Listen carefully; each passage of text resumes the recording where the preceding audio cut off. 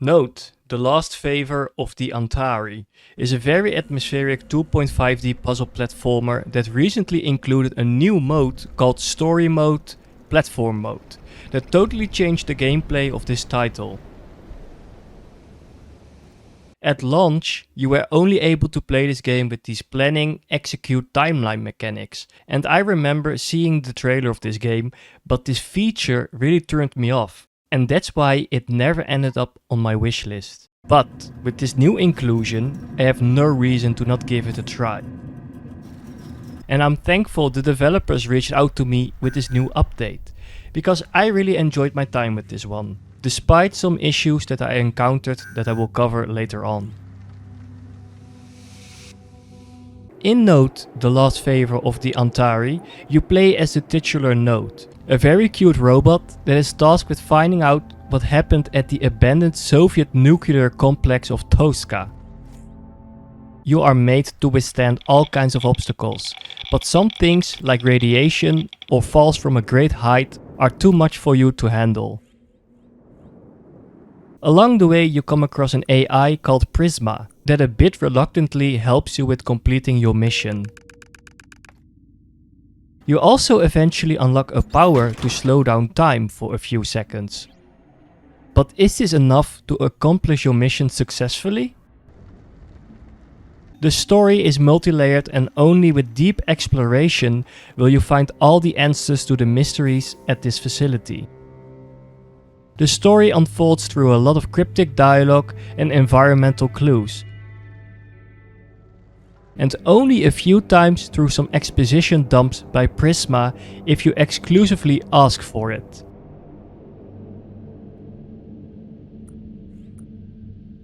The narrative is full of themes like Cold War paranoia, AI becoming its own entity, and what kind of consequences human ambition can have on society.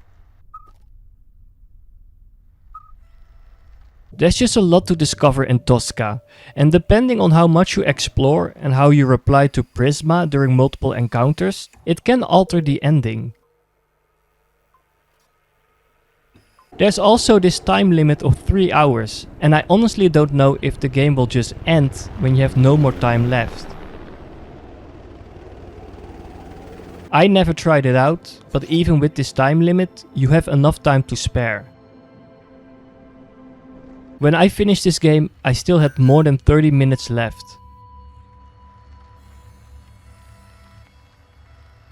The gameplay is overall pretty self-explanatory, if you don't go for the classic mode. Note is pretty mobile and can activate certain machines with just a simple button press. The slowing down of time power is also really easy to learn, but it does have a pretty long cooldown.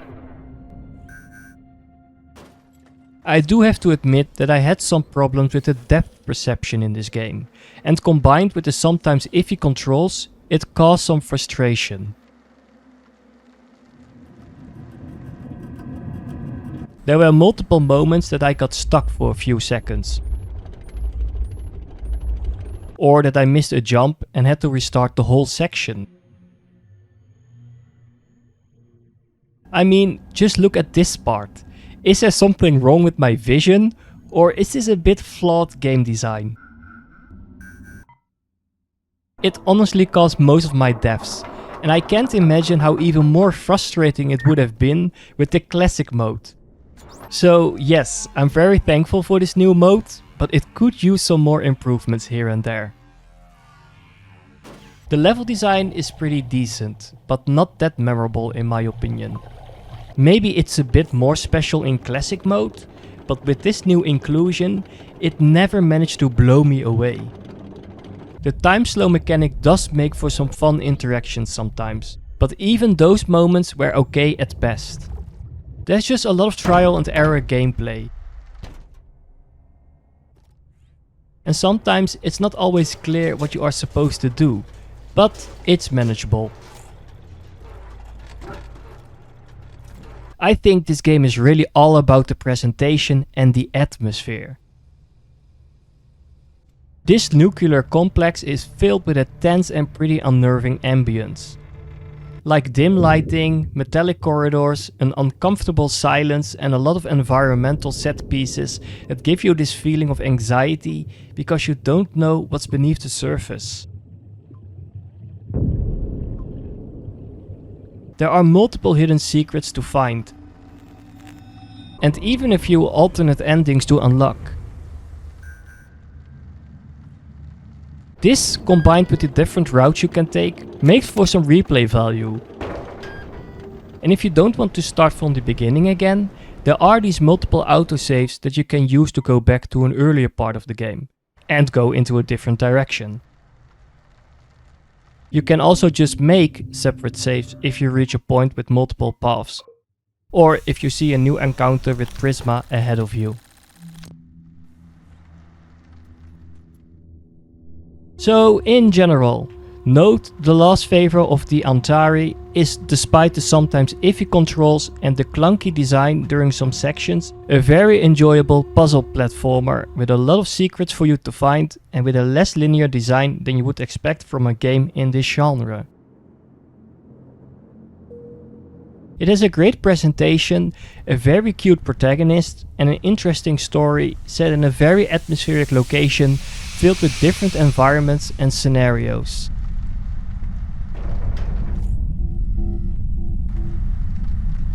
If you want a more challenging experience, you could try the classic mode, but those controls aren't really my cup of tea, so I'm really thankful for this new inclusion of story platformer mode. A normal playthrough of this game will probably take you a bit more than 2 hours, but there is some replay value with the multiple endings and the deep exploration. So be ready to embark as this adorable protagonist on a very dangerous mission full of hidden secrets and unexplained mysteries, and find out who you can trust in this forsaken world.